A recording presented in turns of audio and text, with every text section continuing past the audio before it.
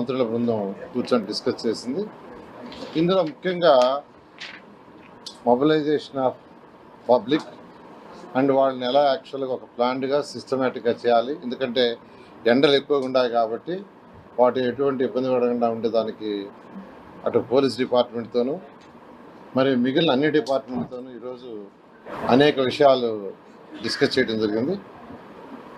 ఈ రోడ్స్ కావచ్చు, internal roads, ఎందుకంటే డిఫరెంట్ డిస్ట్రిక్ట్స్ నుంచి పబ్లిక్ వచ్చినప్పుడు అమరావతి క్యాపిటల్ సిటీలోకి నేషనల్ హైవే నుంచి అన్ని రోడ్లు ఇంకా జాయిన్ కాలేదు కాబట్టి ఉన్న రోడ్లలో దాదాపు 7 రోడ్లు పాసిబిలిటీ ఉన్నాయి.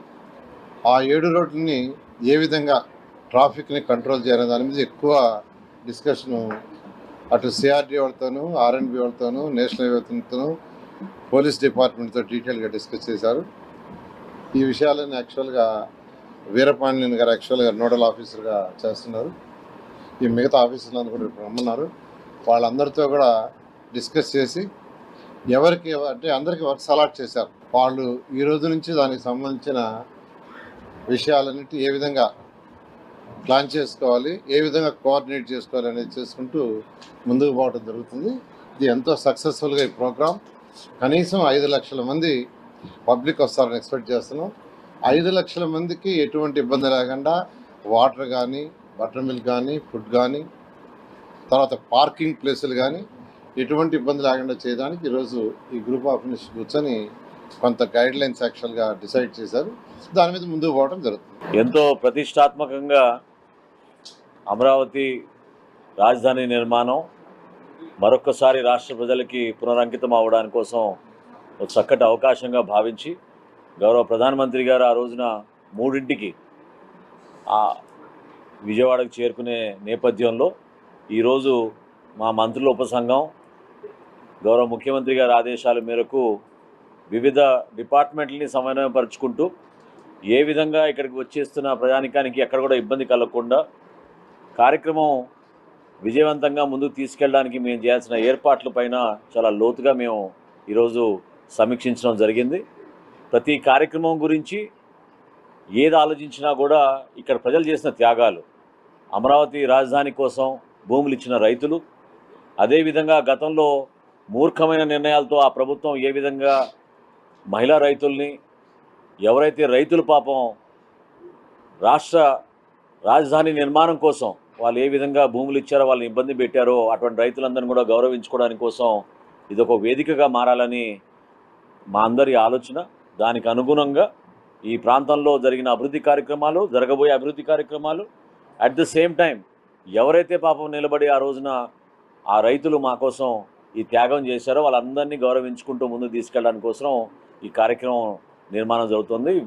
వివిధ పార్టీల నియోజకవర్గాల నుంచి మా నాయకులందరినీ కూడా జిల్లాల వారీగా వాళ్ళని కూడా ఈ కార్యక్రమంలో పాలు పంచుకునే విధంగా, భాగస్వాములు చేసే విధంగా వాళ్ళందరినీ కూడా ఆహ్వానించడం రాబోయే రోజుల్లో చేయబోతున్నాం.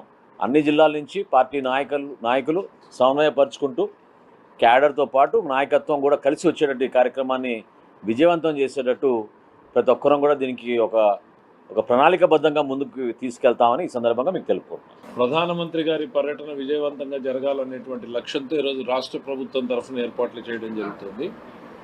ఇటు అమరావతి, అటు పోలవరం, ఈ 2 ప్రాజెక్టులకి కేంద్ర ప్రభుత్వం పెద్ద ఎత్తున సపోర్ట్ చేయడం అనేటువంటిది తెలుగువారిగా మనం అందరం కూడా అభినందించాల్సినటువంటి అంశం. ఇది ఆగిపోయినటువంటి పోలవరాన్ని ఆల్రెడీ పనులు ప్రారంభించడం జరిగింది. ఇక ఆగిపోయినటువంటి అమరావతిని సెల్ఫ్ ఫైనాన్సింగ్ ప్రాజెక్టుగా రాష్ట్ర ప్రభుత్వానికి పెద్ద బర్డన్ లేకుండా, రాష్ట్ర ప్రభుత్వ ఖజానా నుంచి పెద్దగా మనం ఆర్థికంగా సపోర్ట్ చేయకుండా అమరావతికి డబ్బులు కేంద్రం నుంచి తీసుకుని ఆ తర్వాత అమరావతి వాళ్ళకు ఉన్నటువంటి భూముల్ని సేల్ చేసి ఆ లోన్స్ రీపే చేసే ఒక మెకానిజంలో కేంద్ర ప్రభుత్వం మనకు సహాయం చేయడం జరిగింది. వారికి మనం అందరం కూడా ధన్యవాదాలు చెప్పాల్సినటువంటి పరిస్థితి ఉంది. ఈ ధన్యవాదాలు ఏ రకంగా ఉండాలంటే రేపు వచ్చేటువంటి కార్యక్రమంలో మనం అందరం కూడా పాలు పంచుకుని విజయవంతం చేసే దిశగా ఉండాలని చెప్పేసి నేను అందరినీ కూడా కోరుకుంటున్నాం. ఏర్పాట్ల వరకు చూస్తే ఖచ్చితంగా ఈ చుట్టుపక్కల ఉన్నటువంటి జిల్లాల నుంచి కూడా అందరినీ కూడా ఆహ్వానించడం జరుగుతూ ఉంది. అట్లానే ప్రతి ప్రాంతం నుంచి కూడా ప్రతినిధులు రావాలని చెప్పేసి మేము కోరుకుంటా ఉన్నాం.